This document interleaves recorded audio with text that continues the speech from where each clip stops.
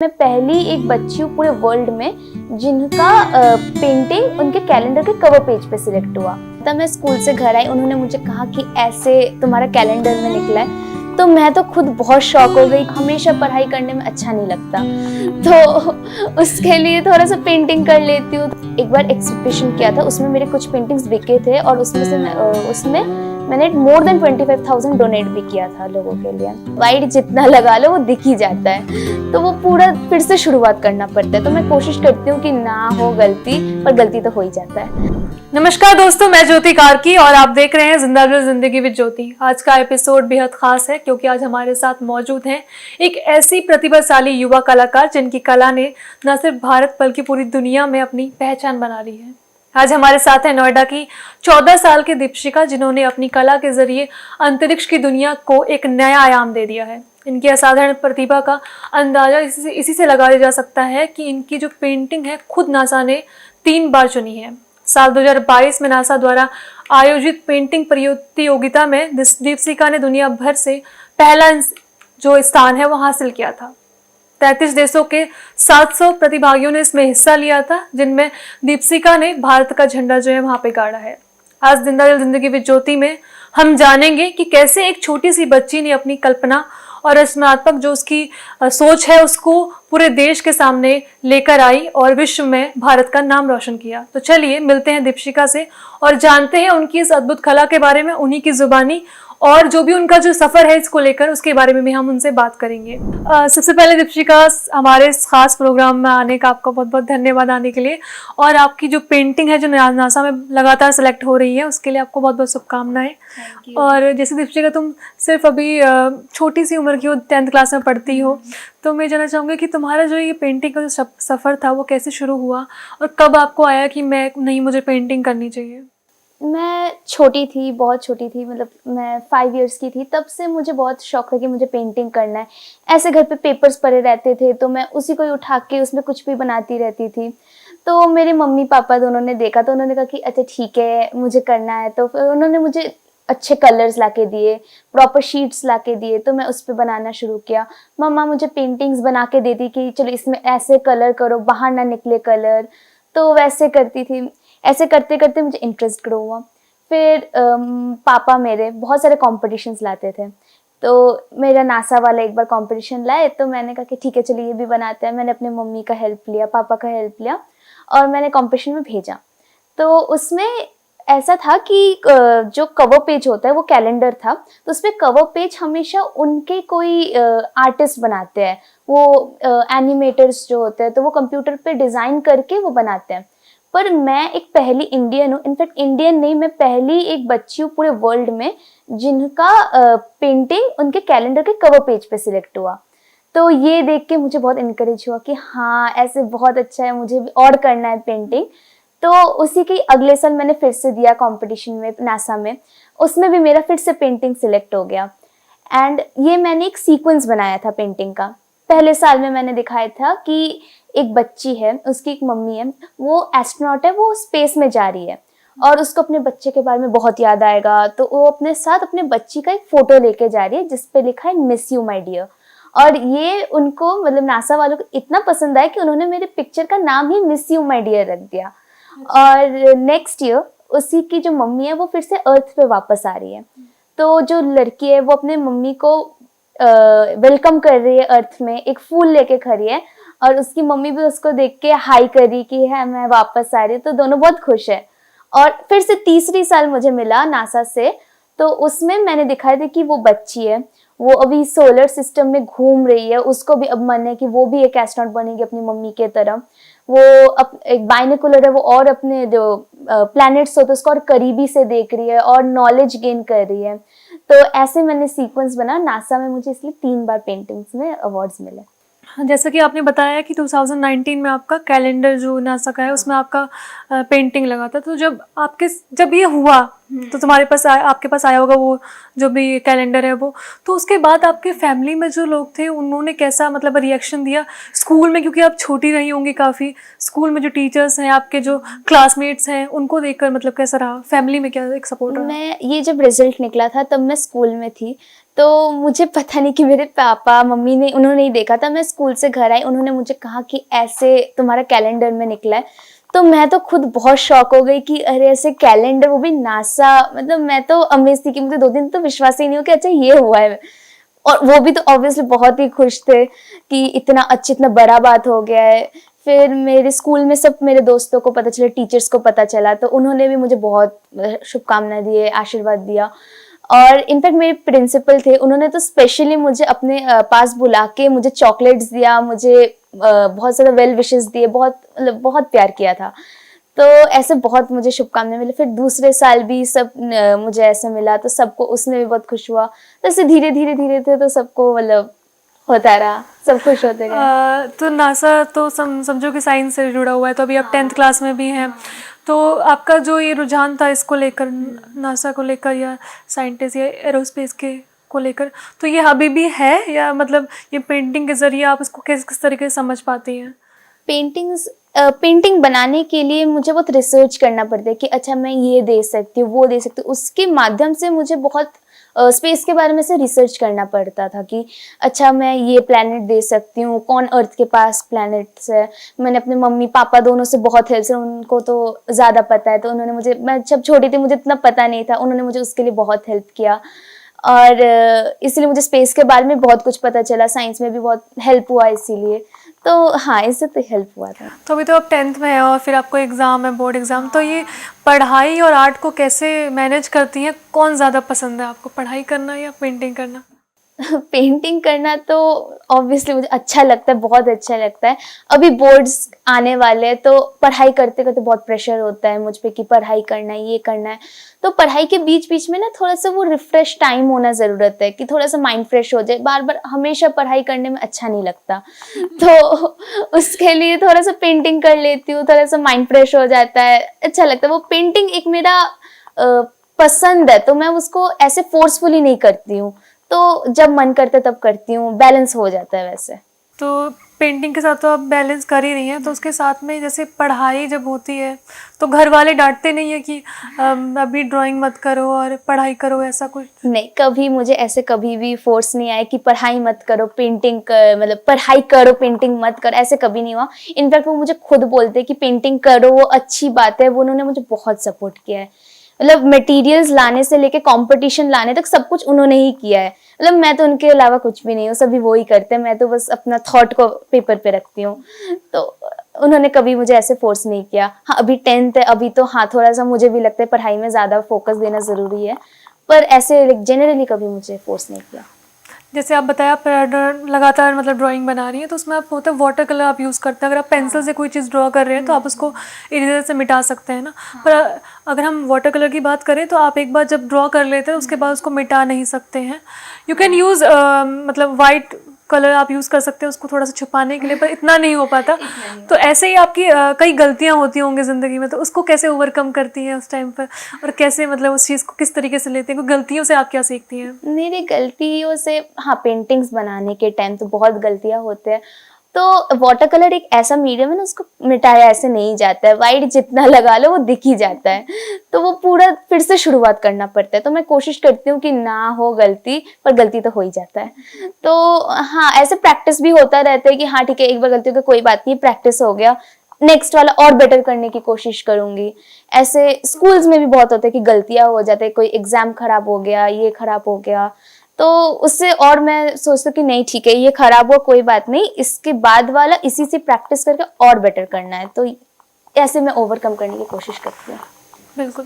जैसे दीपशिका तुम नोएडा में रहती हो और जैसे आपकी फैमिली जो है वो आपको सपोर्ट कर रही है इस टाइम पे, तो मैं जानना चाहूँगी कि जो इंडिया में आर्ट को लेकर क्या देखते हैं आप, किस तरीके से आपको सपोर्ट मिलता है, लोग किस तरीके से देखते हैं ड्राइंग बनाने वाले हैं? पढ़ाई और आर्ट में किसको लगता है, तुम्हें क्या लगता है कि जो सोसाइटी है हमारी वो किसको देख रही है इस वक्त? इंडिया तो आपको भी पता होगा कि ज़्यादा डॉक्टर इंजीनियरिंग इस तरफ में ज़्यादा वो होता है, पर मेरे जो सराउंडिंग के पीपल है वो मुझे बहुत ज़्यादा इस चीज़ पे सपोर्ट करते हैं कि हाँ तुम जो कर रही हो वो सही है, वो ठीक है, ऐसी कोई मजबूरी नहीं कि वही करना है। तो ये तो एक अच्छी बात है। और ऐसे इंडिया देखा जाए तो हमारा इंडिया तो वैसे भी आर्ट की तरफ कितना कल्चर्ड है, हमारे तो पुराने ज़माने में इतने स्कल्पचर्स होते हैं, इतना कुछ होता है, हड़प्पन मोहनजोदड़ो, उसमें तो बहुत कुछ होता है। हाँ, ताजमहल तो इतना अच्छा, मतलब तो ऐसे तो मतलब हमारे इंडिया कितना रिच है इन सब में। तो इंडिया में तो मुझे कभी नहीं लगता कि ऐसा कोई नेगेटिव कुछ हो कि मुझे ऐसे दबा दे, ऐसा नहीं है। हाँ, मैंने बहुत लोगों को सुना है कि साइंस लो, उसमें ज़्यादा ऑप्शंस होता है, ये होता है, पर नहीं, ठीक है। मतलब मुझे एक सपोर्ट मिल रहा है मेरे मम्मी पापा का, मेरे दोस्तों का, मेरे टीचर्स का, ये मेरे लिए बहुत काफ़ी है, इससे मैं आगे बढ़ जाऊंगी।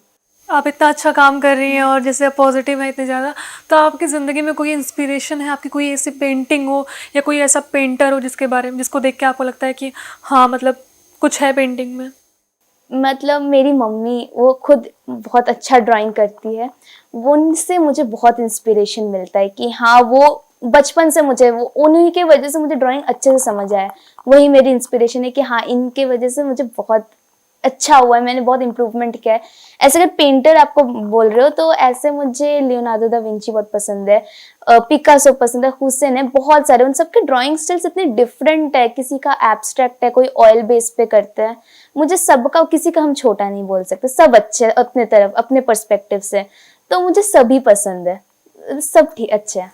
तो आपके एज के कई बच्चे जो होंगे अभी आपको देख रहे होंगे, तो उनको आप क्या एक मैसेज देना चाहती हैं कि मतलब जो वीडियो गेम्स खेल रहे हैं या किसी और चीज़ में है, बहुत सारे लोग बहुत प्रेशर रहते हैं। अभी आपने देखा होगा कि आपकी एज के जो 10th क्लास में से अगर मान के चलो फेल हो जाते हैं तो बच्चे सुसाइड भी तक कर देते हैं, इतना अंडर प्रेशर है। तो उनको आप क्या कहना चाहती हैं? मैं यही कहना चाहूंगी कि ऐसा मतलब प्रेशर नहीं लो, मतलब ऐसा कुछ करो जिससे आपको थोड़ा सा स्ट्रेस कम हो। सब हमेशा प्रेशर लेने की ज़रूरत नहीं होता। जैसे कि मेरे मेरे केस में मैं पेंटिंग करती हूँ, मैं स्ट्रेस को रिड्यूस करने के लिए। आपके मतलब उनके उसके लिए कुछ और भी हो सकता है, आप वो करो। और प्रैक्टिस करना ज़रूरी होता है उसके लिए, तो मतलब वो बहुत एक इम्पॉर्टेंट चीज़ है। प्रैक्टिस करो, जो भी करोगे उसमें प्रैक्टिस होना बहुत ज़रूरत है। और अगर आप पेंटिंग करते हो तो मैं कहूँगी पेंटिंग या सिंगिंग जो भी हो, आप ना वो लोगों के साथ रिलेट करना सीखो। मतलब रिलेट करोगे ना लोगों से, अपने से, तो वो ज़्यादा और आप मन से कर पाओगे। तो वो एक बहुत चीज़ है जो मैं कहूँगी कि हाँ, लोगों को करना चाहिए। जैसे नासा तो आपने बता दिया कि आपने उसमें मतलब आप कंपटीशन में हिस्सा ले, लगातार इस साल भी आपका जो है नॉमिनेट हुआ है, आपकी पेंटिंग हुई है। तो इसके अलावा आपने कौन कौन से जो अवार्ड्स हैं वो जीते हैं और किन किन कॉम्पिटिशन्स में आपने हिस्सा लिया है? मैंने बहुत सारे इंटरनेशनल पेंटिंग कॉम्पिटिशन्स में पार्टिसिपेट किया है। मुझे Japan, Italy, UK, Russia, Portugal, Singapore, बहुत जगहों से ही मुझे प्राइज़ मिला है। मुझे नासा से तो मिला ही है, मुझे ऐसे यूरोपियन स्पेस एजेंसी से में भी मिला है, फाओ में मिला है, यूनाइटेड नेशंस में मिला है, बहुत जगह से मिला है, यूनेस्को में मिला है। और ऐसा अगर इंडिया नेशनल में बोला जाए तो मुझे मिनिस्ट्री ऑफ एनवायरनमेंट से मोर देन 50 अवार्ड्स मिले हैं। मिनिस्ट्री ऑफ पावर से मिले, मुझे मिनिस्ट्री ऑफ मिनिस्ट्रीज में से मुझे बहुत मिले हैं। और मुझे, मेरे पास टोटल मोर देन 200 पेंटिंग्स है।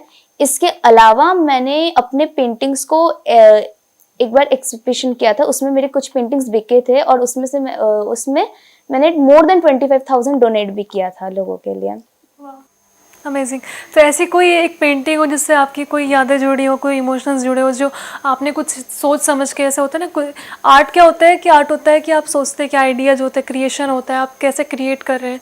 तो वो कोई एक ऐसी पेंटिंग हो जिसके बारे में आपको याद हो कि हाँ, मैंने इस पेंटिंग से मेरी कुछ यादें जुड़ी हुई हैं? जो मेरे पेंटिंग्स बिके थे उससे बहुत लोगों का हेल्प हुआ था। वो पेंटिंग्स मेरे लिए बहुत स्पेशल है क्योंकि उनसे लोगों का बहुत वो होता हेल्प हुआ था। एक मैंने बनाया था बुद्धा, उस मतलब वो पेंटिंग सेल हुआ था, तो वो सबसे ज़्यादा प्राइस में बिका था। तो मुझे लगता है कि वो वाला बहुत यादगार पेंटिंग है, जिससे बहुत ज़्यादा लोगों को हेल्प हुआ होगा। तो ऐसे बहुत सारे पेंटिंग्स थे। एक मैंने बनाया था फिश, एक माही माही नाम था फिश का। वो मेरे लिए, मुझे लगता है कि वो मैंने मेरे लिए अब तक का बेस्ट पेंटिंग है। वो मुझे इतना अच्छा लगता है कि मैंने अपने घर पे, मेरे रूम के अंदर वो फ्रेम करके लगाया है।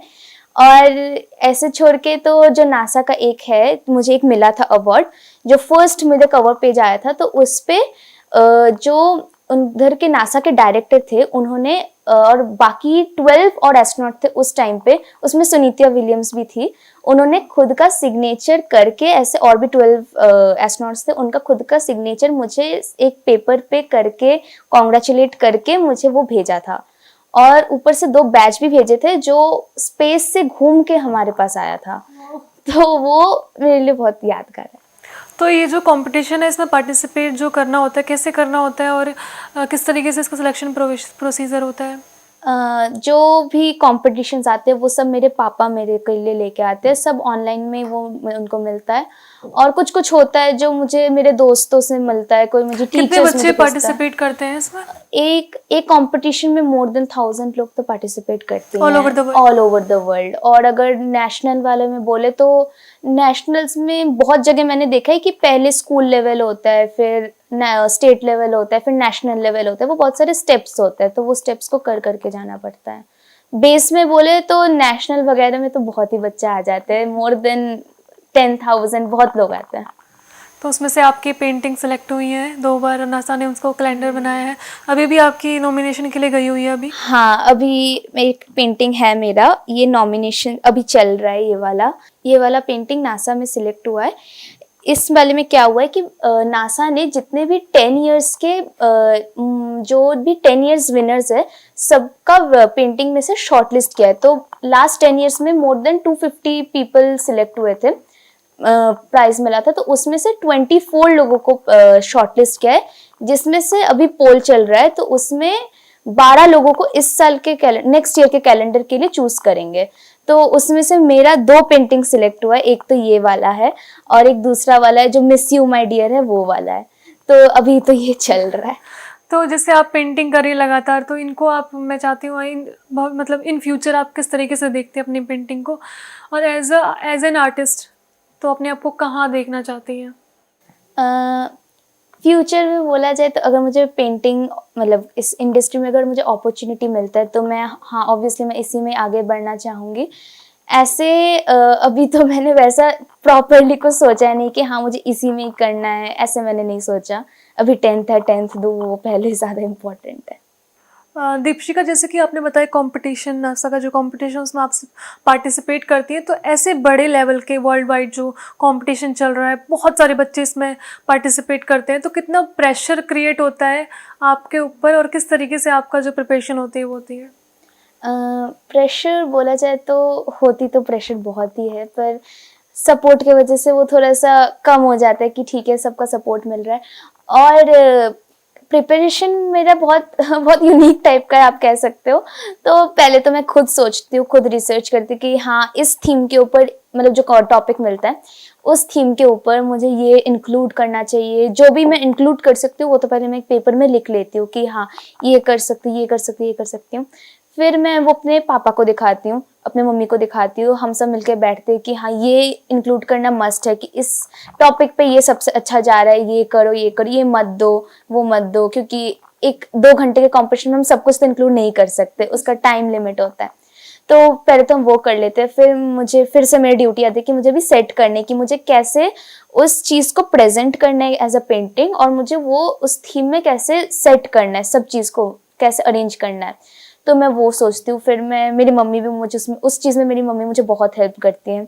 वो मुझे ऐसे आइडियाज़ बहुत देती कि तुम इसको इधर कर सकती हो, उसको इधर कर सकती हो।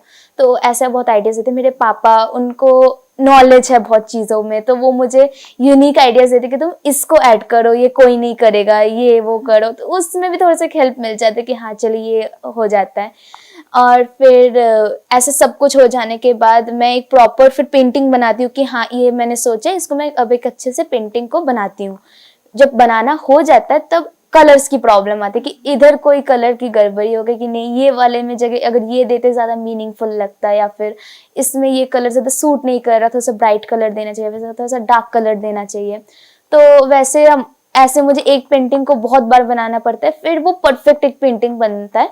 फिर उसको वो 2 घंटे में बनाने के लिए उसकी प्रैक्टिस चलती है कि कभी 3 घंटा लग रहा है, कभी 2.5 घंटे लग रहे हैं।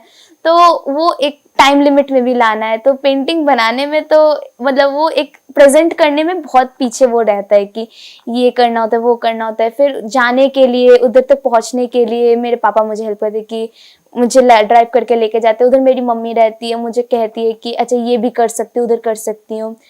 फिर उधर और भी बच्चे रहते हैं, मैं उनसे भी अगर कभी आइडियाज़ मिलते कि अच्छा ऐसे भी बना सकते हैं तो उधर थोड़ा सा चेंजेस हो जाता है। और घर पे तो और भी मुझे हेल्प मिलते रहते हैं, तो ऐसे बहुत अच्छे से मेरा प्रिपरेशन हो जाता है। और इसमें प्रेशर तो मतलब महसूस ही नहीं होता इस प्रोसेस में। ऐसे इतने अच्छे स्टेप से चलता है सब कुछ, इतने प्रॉपरली चलता है कि वो प्रेशर की वो जो फीलिंग होती है वो आती नहीं है, तो ऐसे अच्छे से हो जाता है। तो ये कंपटीशन सिर्फ दीपशिका का नहीं है, मम्मी पापा और मेरा दीपशिका का है। हाँ। सभी लोग प्रिपरेशन करके सभी करते हैं, हाँ। सभी लोग प्रिपरेशन करते हैं, उसको फिर जीतते हैं ना। ठीक है, चलो ठीक है Deepshikha, thank you so much हमारे साथ जुड़ने के लिए और जो भी आपकी स्टोरी है वो शेयर करने के लिए। इतनी छोटी सी उम्र में आप इतना अच्छा काम कर रही हैं, और जो आपने बताया कि आपने पेंटिंग्स को सेल करने के बाद जो पैसा आया उसको गरीबों में बांटा और उनको दिया, तो वो चीज़ें आपके अंदर हैं अभी से ही। और ना सिर्फ ऐसे बड़े प्लेटफॉर्म पर वो आपकी फ़ोटोज़ को, आपकी जो पेंटिंग उसको शेयर कर रहे हैं अपने उस पर। और अब मैं चाहती हूँ इस बार वाला कंपटीशन भी आप जीतें और हमारे जो इंडिया है उसका जो नाम जो है वो रोशन करें, और जैसे मम्मी पापा जो इतनी मेहनत कर रहे हैं आपके पीछे उनका नाम रोशन करें। तो थैंक यू सो मच और कंग्रेचुलेशन, जो आपके काम कर रही हैं बहुत अच्छा है। ठीक है, मैं आशा करती हूँ कि आजकल जो युवा है जो आपको देखकर थोड़ा सा मतलब मोटिवेट हो, जो और भी कई चीज़ें कर रहे हैं उसके अलावा वो पेंटिंग जो है, क्योंकि पेंटिंग में भले ही हमारा जो कल्चर है उससे जुड़ा हुआ है, पर बहुत सारे लोग सपोर्ट नहीं करते हैं बच्चों को अगर वो एक एज एन आर्टिस्ट होते हैं तो। ठीक है, तो पढ़ाई के साथ साथ वो थोड़ा सा आर्ट में अगर जाएंगे तो वो बहुत अच्छा रहेगा। तो थैंक यू दीपशिका। तो आज हमारे साथ दीपशिका मौजूद थी जो कि नोएडा में रहती हैं और नासा जैसे बड़े प्लेटफॉर्म पर वो इंडिया को रिप्रेजेंट कर चुकी हैं। सिर्फ इतना ही नहीं, उनका जो पेंटिंग है वो 2019 में नासा के जो कैलेंडर के कवर पेज पे लगा था, और जैसे अभी भी वो कंपटीशन में उनका जो पेंटिंग है वो नॉमिनेट हुआ है। मैं आशा करती हूँ कि आने वाले समय में वो हमारे देश का नाम ऐसे ही रोशन करती रहेंगी और उनकी जो पेंटिंग है वो सभी को पसंद आएंगी और वो अपने काम को जैसे जैसे बड़ी होंगी वैसे वैसे वो उसमें बढ़ते चली जाएंगी। तो अगले हफ्ते भी हम ऐसे ही लोग और उनकी कहानी लेके आपके साथ बने रहेंगे। तब तक के लिए आप देखते रहिए उत्तर प्रदेश टाइम्स। मैं ज्योति कार्की, धन्यवाद। हम हैं देश के दिल, उत्तर प्रदेश की धड़कन, उत्तर प्रदेश टाइम्स।